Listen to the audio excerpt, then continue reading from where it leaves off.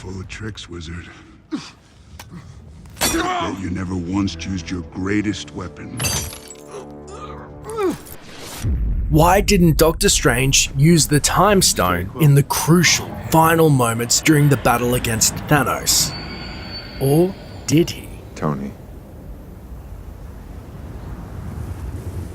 There was no other way. Fair warning, potential Avengers Endgame spoilers ahead. Whether you subscribe to fan theories of the Soul Stone being pivotal to undoing that fateful snap in Infinity War, or the quantum realm mechanics playing a major key in Endgame, one thing is for certain. Out of all of the quantifiable outcomes Doctor Strange saw in Infinity War, some 14 odd million, only one did he spy that had the good guys come out on top, and it seemed to mean voluntarily giving up the Time Stone.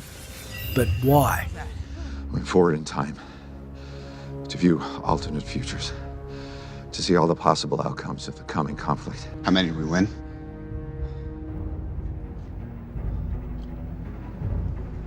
One. Well, thanks to LOL Guru of Reddit for this plausible theory and being kind enough to let me bring it to life. He said, an answer became clear when I remembered certain key details from the Doctor Strange movie. Even with the power to slow, pause, or reverse time, we have seen foes with the ability to ignore the Time Stone's effects, Caecilius and his acolytes. I think the Power Stone would have allowed Thanos to do the same, to bypass the power of the Time Stone. That's why it's the first stone Thanos retrieves. Not only does the Power Stone allow him to contain, control, and amplify the power of the other stones, but also bypass the powers of any stones that could be used against him, in essence overpowering other stones. As we've seen, even the stones be overpowered. Doctor Strange, in viewing many alternate futures, saw the futility of using the Time Stone in their fight and chose to use it differently. Very differently.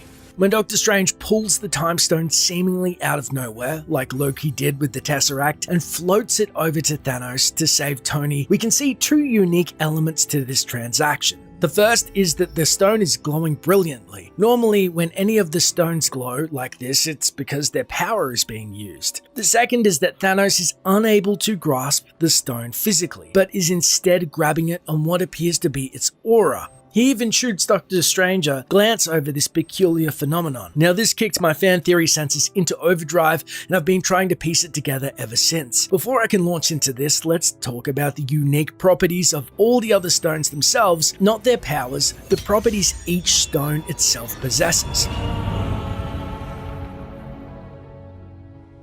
One to go. The Power Stone, so full of power, overloads and even destroys living beings coming into direct contact with it. The Space Stone is able to house itself within and propagate the existence of a fourth-dimensional hypercube on a three-dimensional plane of existence. That's what a Tesseract is. The Reality Stone doesn't have to remain a solid and can instead become a liquid, possibly gas or plasma, it's unknown. And the Soul Stone cannot be acquired without trading a soul. The Mind Stone has its own consciousness or can develop consciousness, see Vision.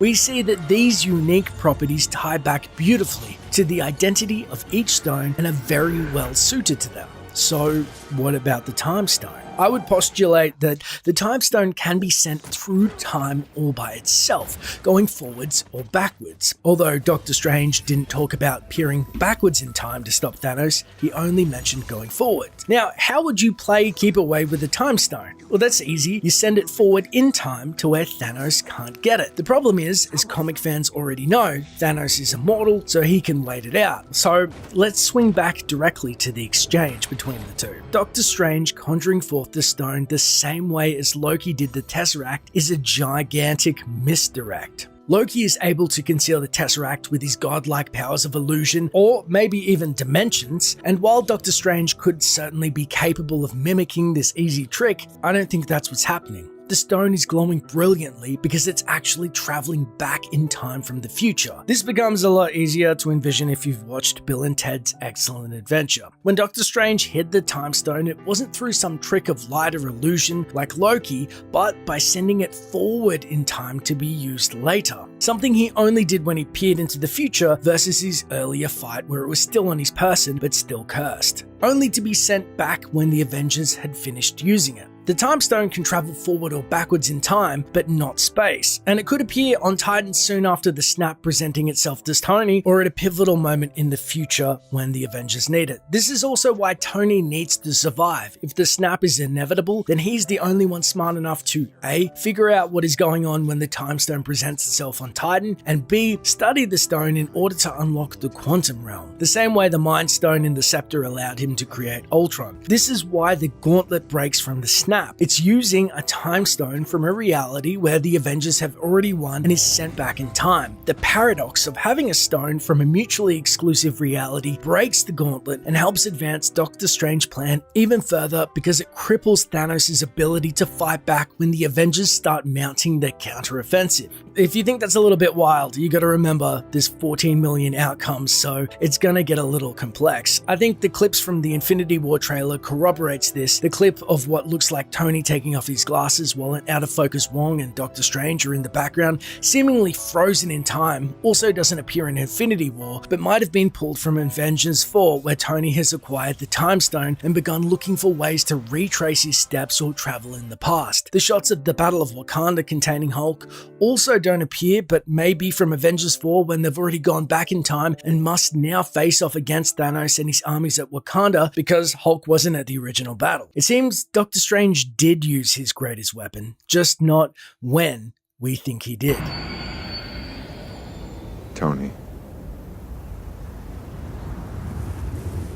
There was no other way. Hey, fellas. Hey, wait, where are you going? Hey, you were supposed to be my lift home. How'll I get out of here? Hey, gee, I've got so many more stories to tell. Guys.